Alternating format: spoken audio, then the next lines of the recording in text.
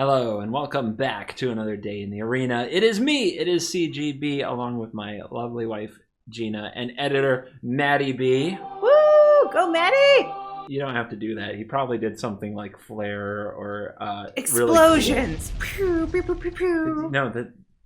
Anyway, this is another episode of CovertGoLore, and is the first episode from Strixhaven. So, brand new lore coming to you hot off the Magic the Gathering presses, and we are going to get our first taste of the story behind the new plane and new set Strixhaven, which is coming out very soon. My lovely wife will be doing her interpretation of the lore for all of you. So, without further ado, take it away, Gina!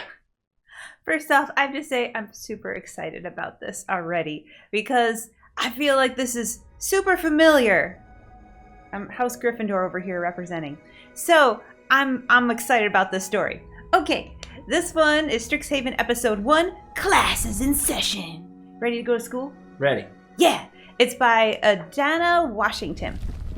Our story begins in the endless halls of the Biblioplex. This is a giant library. It's full of books and arcane knowledge from countless worlds.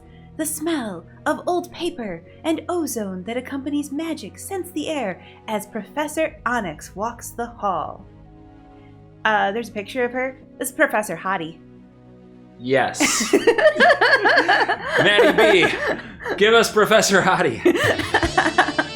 Well, Professor Hottie hates meetings, and she's been in a bunch of them. And she marvels at how in a place that's supposed to be full of smart people, there are some real idiots around here. One example of how dumb people are is she's super famous.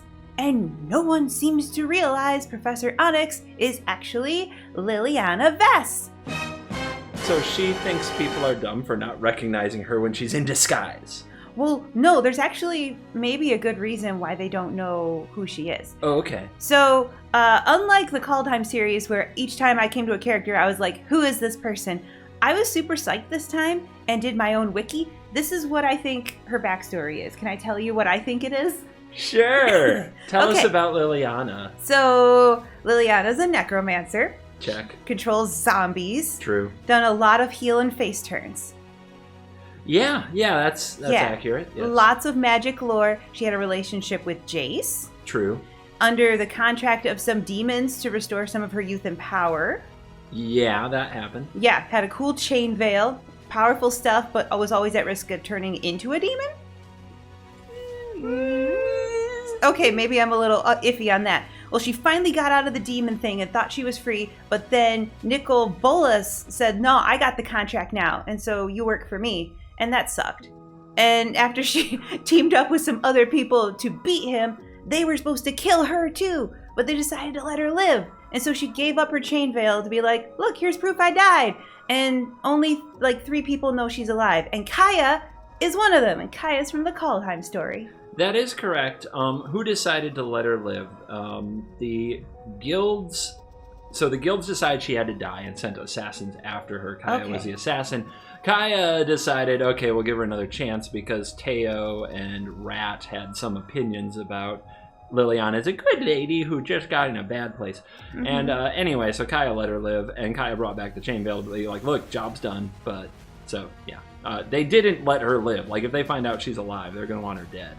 Oh. And Kaya will be in big troubles. So it's actually really important that she keeps her cover. Yes. And I don't know, she's looking pretty hot. I think she's attracting some attention. She's trying too hard with that. But anyway, here she is. She's wandering around some quiet stacks of books, enjoying her solitude. But then she hears a noise up ahead and wonders if it's the annoying, chatty, magically animated book called the Codex. Chatty book? We don't meet the chatty book in this story, but I'm picturing like Pagemaster stuff. Pagemaster stuff, boomer reference. Yeah, but anyway, it's not a weird book. She sees a figure reaching for a book and throwing it at a pile at their feet. And she's like, hey, what are you doing? Students aren't supposed to arrive for another... But then a purplish streak of light flies from the figure's hand, and she feels a sickening sensation in her body. So she uses her magic to isolate the spell and just go, meh, quash it. And she knows none of the 5 colleges in the school teach that type of magic. So she starts spinning a dark wreath of magic around her hand and says, "So, you're not here for summer school, huh?" Hold on. I got it. So, Liliana, picture Lust from the original Full Metal Alchemist. Oh. You're not here for summer magic, are you? Very sarcastic. Oh, very eternally sultry. Annoyed. Smolder the camera. Eternally annoyed with everything. So, you're not here for summer school, huh? Better, closer, warmer, yes. So the figure that she sees is wearing a mask. The eyes are covered with a smooth, flat metal. And she'd heard rumors of a secret society of mages called Auric, who are obsessed with forbidden magic and power at all costs. And she didn't really think she'd run into one so soon. Does this seem like a familiar thing? Is this like the thing that should not be named? This sounds like Death Eaters to me. Go on. Death Eaters. Okay. And she says, "I know who you are." And the figure looks at the hall and then looks at Liliana and says, "Well, then you know your days are numbered." And then a voice calls from the hallway, "Professor Onyx!" Liliana turns in that direction with her spell raised and sees Dean Shale Talonrook. Points for names. She's a bird person of House Silverquill. Oh, sorry, College Silverquill. We don't do houses here. It's colleges. It's not the same thing at all. You all right? Well, when Liliana turns back around, the intruder's gone. There's just a pile of books and scrolls. Like, that dude just got out of there. She let him get away? Didn't mean to. She got distracted by a bird person. All right. So she kind of lets her magic dissipate, not wanting to draw too much attention to herself, undercover. And she says, "Oh, I thought I saw something in the stacks. Have they gone on to the next section of the meeting?" And Dean Talonrook clicks her beak and rolls her eyes. "Oh yes, Dean Desari wants to lengthen this year's season of Mage Tower." So Mage Tower is their Quidditch. Yes, it is. It's like capture the flag. Yes. But it's a mascot. So they shoot magic at each other and try to get the mascot. Anyway, they leave the library and that scene's over. Let's go meet some other characters. Okay. On Kylem, do you know Kylem? On Kylem? A plane? Kylem is a place. A place. It's a plane. A plane. Anyway, I'll just continue. Okay. Will Kenrith is nerding out big time, staring at a big pile of books in his room, agonizing over which one to bring. Maybe it should be Molten Prophecy. Or his favorite historical text, Thaddeus the Healer. So he's been going back and forth over this decision for hours, and because he doesn't know if they're ever going to come back here. Bro, Kindle. Bro. He probably likes the smell of books. I think he's one of those guys. Yeah. Well, and he and his sister, Rowan, have been invited to be students at Mage School. So the door bangs open, Rowan walks in. Boom! Oh, yeah. And they're both twins. They're both super tall. They have golden hair. Yep. She's annoyed. "How are you still not ready?" "Oh, just a minute." She picks up the glowing invitation from the table and says, "You've had 2 weeks to get ready. We have to leave now." You mean they have a letter? They have a letter. That tells them they're in? It glows. Does it have an owl on it? Maybe. Did an owl bring it? Maybe. Go on. So he keeps whining about his books for a while. I don't care. She's had it with him too, and does like a big poof of light, and there's shadows swirling around him. And then she waves at him like, "Ow!" And she is leaving. And he's irritated, but he kind of has to go with her. So he finally grabs the memoirs of Thaddeus the Healer and follows her. Yes, they are both planeswalkers. We actually already knew that because they're the Royal Scions and they were in Eldraine, and this is their second appearance on a magic plane. Yes, I know their backstory too. Yeah, so yeah, they're from Eldraine, and in Eldraine, they pick like 2 people each generation by a questing beast to become king and queen. And wait, the questing beast chooses them? Well, then they have to earn it after. But the questing beast does that too? I guess that's what I read. The meme of questing beast is it has so much text nobody really knows what it does. So now this was also somewhere in the text of Questing Beast. Well, this guy, Alginus Kenrith, did it all, and he's High King. And the one who was chosen for High Queen, Lindrin, she's a better fighter than him. And she did almost everything, but she kind of got tripped up on the last part because he went and had an affair with a witch, and then she killed the newborn twins for their blood to give herself power and long life. And Lyndon brought the kids back to life and then adopted them when she married Alginus. So these two are children of royalty. They act like knights. They do questing, brave stuff. And when they found out their origin story, their spark ignited. So they were dead? They were dead at one point. And they were brought back to life by Lyndon. Yes. That's what I think and I know. They're Kenrith's spawn from an affair with a witch? Yeah, they're kind of from him and a witch. Okay, go on. The other cool thing about them are these two are the only two planeswalkers that share a spark. Usually they each have their own, but these ones share one, and that's why if she leaves, he leaves. Yep. They're stuck together. Poor guy. And they were on Kalem competing at Valor's Reach, where they were champions. So they were camp champ. So now they're in a clearing surrounded by trees, and they're greeted by a familiar figure carrying a crooked staff, and an owl lands on her shoulder. It's Kasmina. And she says, "Oh good, just in time. Classes are starting soon. Let's go." Kasmina is another planeswalker in the set. Yeah. I'll tell you what I think I know about her later when she has her own scene.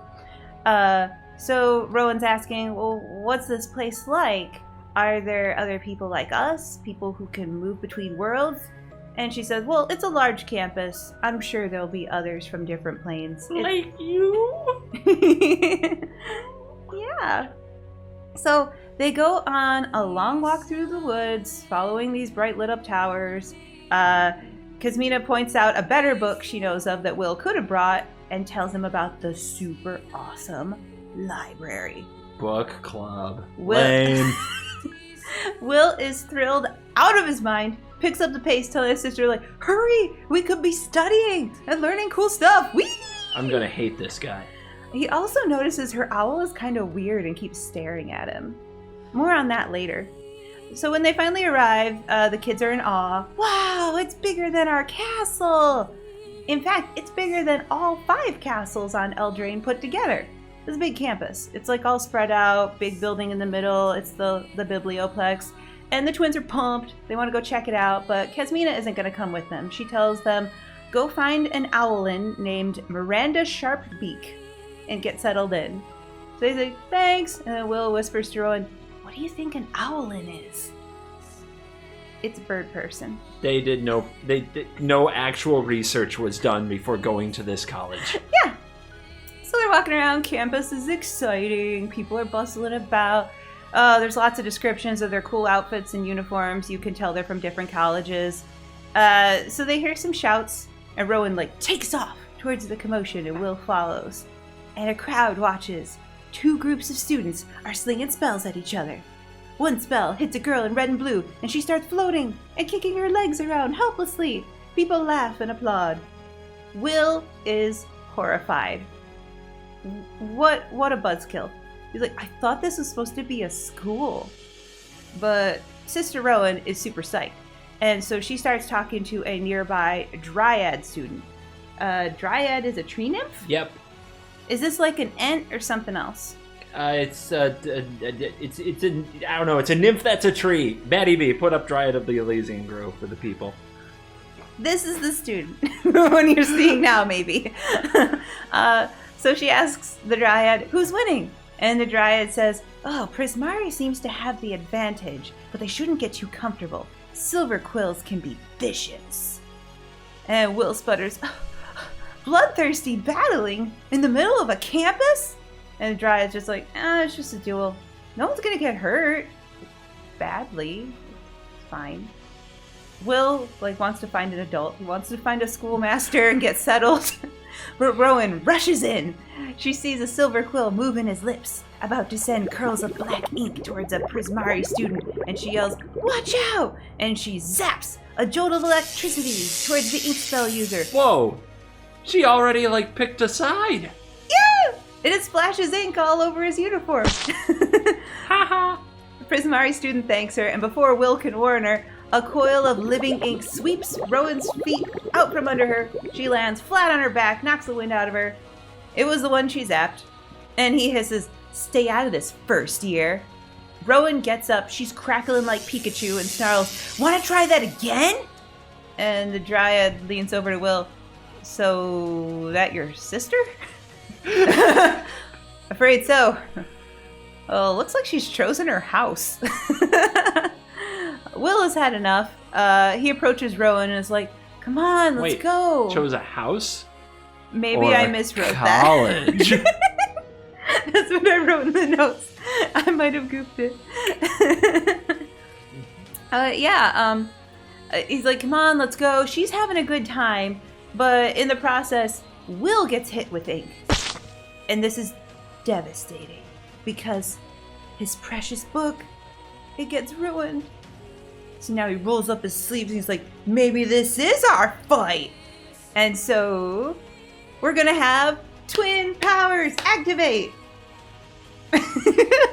Both twins do what they've done countless times before. They coordinate their magic. Rowan has lightning powers, Will does wind and ice, and they both just shoot their jutsu together where it intertwines over the battlefield. But something is off. Rowan's lightning kind of snaps and cuts through Will's ice magic. It still makes a big impact, and it sent the silver quills flying backwards. Rah! But it kind of bothered Will that it didn't go like normal. He's caught feelings about it. There's something strange about this place. Yeah. So now we're gonna cut over to Liliana again. She's standing outside the biblioplex and she's just watching the students go by, reminiscing on her days as a Witherbloom, because she went to this school when she was little. Dean Nassari and Dean Lizette come through the doors, and Liliana just kind of falls in step with them, and after some small talk you don't need to hear about, she tells them she saw a stranger in a mask on campus, thought it might be one of the Auric. And Dean Lizette says, "Oh, that word again. It sounds so serious. We don't know if these rumors aren't more than like a harmless prank." Liliana knows it's not a prank and suggests, "Well, in that case, the deans and professors should be warned. Does this school have defenses we can use?" And Dean Asari says, basically, Alibu the Golem would love to have something to do. This is another colorful character like the book that we won't be meeting in this episode. Liliana's not impressed with this golem. And Dean Lizette piles on, like, even if these, like, whatever present themselves, our students aren't helpless lambs. They can defend themselves. Like, see, like, look over there at that battle. Like, we should ask who's going to protect them from each other. So they're just going to brush off Liliana, and they approach the courtyard. And Nassari sends a big tidal wave. And that takes care of the Prismari students and kind of corrals them to one side. And then Lizette uses vines and roots shooting up from the ground and pulls the kids away from each other and binds their hands like, "You stop doing magic now." And Liliana notices a blonde boy who is crabby and following a blonde girl off the field, saying, "This isn't Kylem, Rowan." She notices, okay, they're twins, they're not in uniform, and they're wearing swords. That's sus. She'd heard of Kylem, and it wasn't on Arcabios. And the girl's like, "I know that, Will, but this isn't Eldraine either." So Liliana just kind of takes a mental note that, okay, these two might be planeswalkers. They could be helpful later if trouble happens. So she's noticed them. Okay. Now they're gonna go to their dorm. Rowan and Will get settled at their room. The walls are made with stone. They have glowing lines etched in them. They're pretty happy with their accommodations. But Will asks Rowan, "Hey, that spell we cast together, does that seem off to you?" She's like, "What do you mean?" "Well, it's not the same as it was on Kylem." "Well, we're not on Kylem, remember? And it worked anyway, so what's the big deal?" "Well, it should have been smoother. It was like our magic wasn't cooperating. Maybe we could find answers at the library." And she's like, "Yeah, you do that." It's like, "Hey, this isn't just my problem. Like, what if being on this world is doing something to our magic?" "Well, my magic's just fine." And he reminds her, "Hey, we came here to learn and get stronger, take advantage of all the wisdom Strixhaven has to offer. We could take our knowledge home and help our people." And she fires back, well, that's what you came here for, but I'm not you. We're twins, but I'm allowed to live my own life.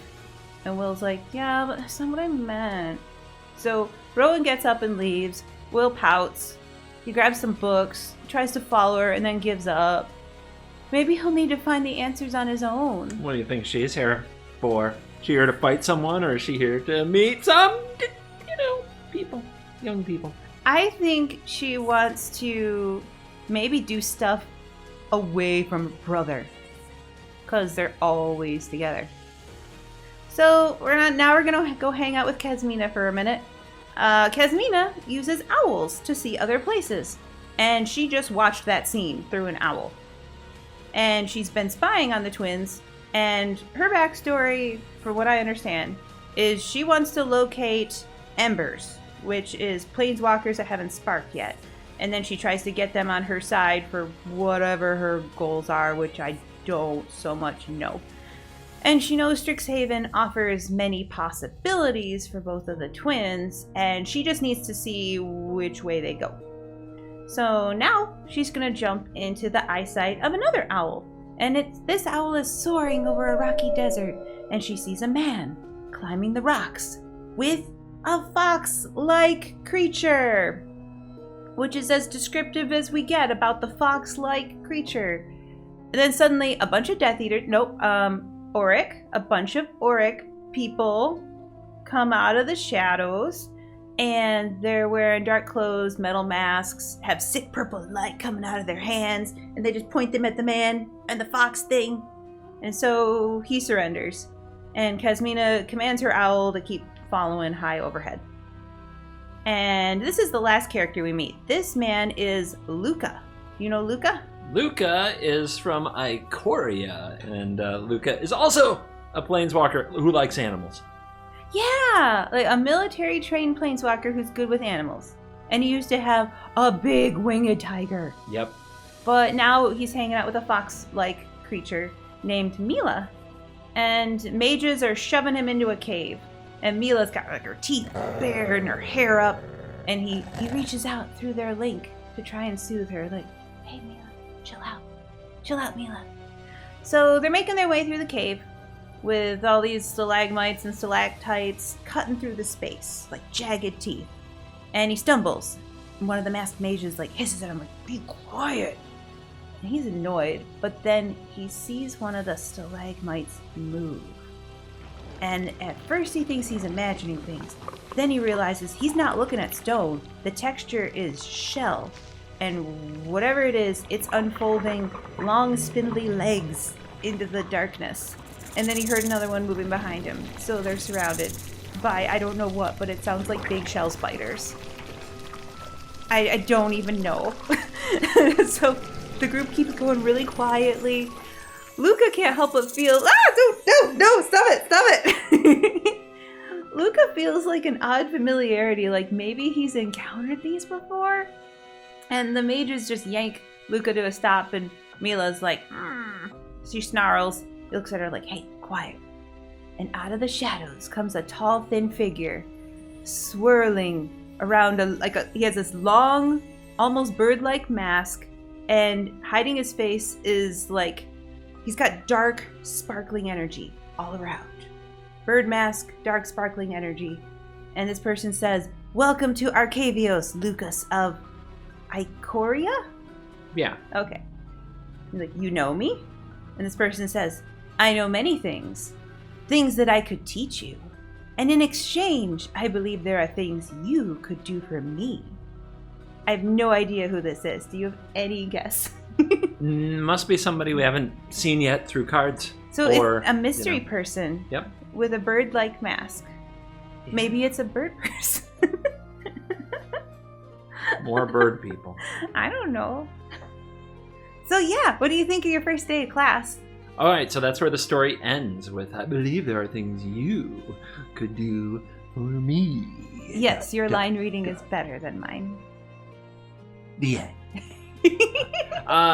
Welcome to Strixhaven. Liliana's like, how come people don't recognize me? I'm gorgeous and famous and wanted awesome. in the verse.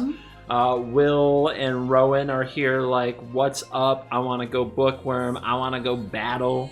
And that's going on. And Lukka got ambushed and just gave up, walked into a cave that may or may not actually be a cave full of monsters talking to bird magical face dude. Yeah, I have no idea what's going on in that scene at all. So there's a lot. That's interesting. And I'm curious to see where it goes. Here's what drives me crazy. So we know a little bit from the Strixhaven preview show about the Biblioplex. The Biblioplex is the hugest library in the multiverse that contains like all the spells and knowledge of the entire verse. So sneaking in there would be super bad. There's also a mystical archive which contains the most powerful spells in the verse. It's in the Biblioplex. Yeah. And as they reveal from Liliana asking questions, they have no security. They've got a golem. Nobody cares about getting these spells. They're like, it's fine. No one would dare come here. We're so powerful. I predict there will be a problem with the security, and there are lots of reasons for people of all shady types to want to get into a mystical archive and know the greatest spells ever. So... You know, when Professor Xavier said the cool thing about basically like, I feel bad for anyone who tries to come invade my school, it was way cooler. Let's just say I don't trust the Will and the Rowan to defend the land, okay? Like, our spells don't work right. I'm not loving Will yet because he's a little, I don't know, passive.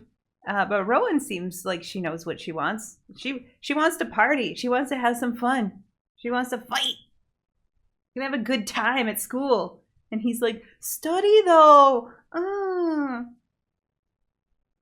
Thank you for watching this episode of CovertGoLore. If you enjoyed it, please leave a thumbs up and a comment and help share this with other people. So, for Maddie B, the editor, for my lovely wife, Gina, our reader, it's me, it's CGB. Thank you for watching this video.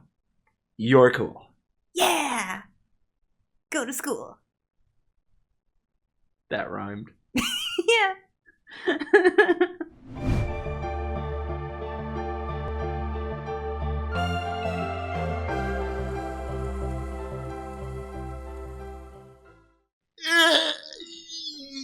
You know,